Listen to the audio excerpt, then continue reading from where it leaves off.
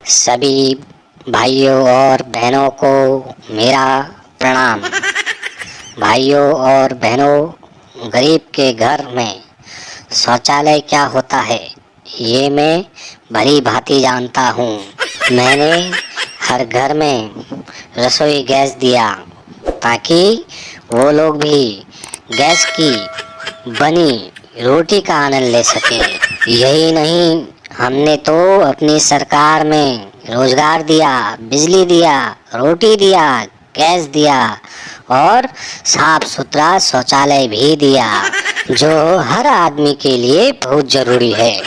और अखिलेश ने क्या दिया आप जानते हो ना, टूटी फूटी साइकिल। अब आप बताओ भाई और बहनों, क्या साइकिल में शौच कर सकते हैं क्या?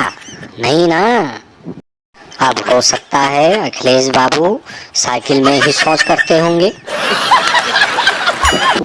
इसीलिए उन्हें शौचालय की जरूरत नहीं है। भाई और बहनों, आज यूपी में हमारे योगी जी बहुत अच्छा काम कर रहे हैं। खास तौर पर ये अपने बुलडोजर से एक ही झटके में पूरी बिल्डिंग गिरा देते हैं और लोग बोलते हैं भागो भागो बुलडोजर आ गया।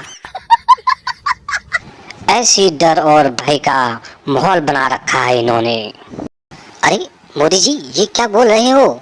मेरी तारीफ कर रहे हो या मुझे गुंडा साबित करने में लगे हो?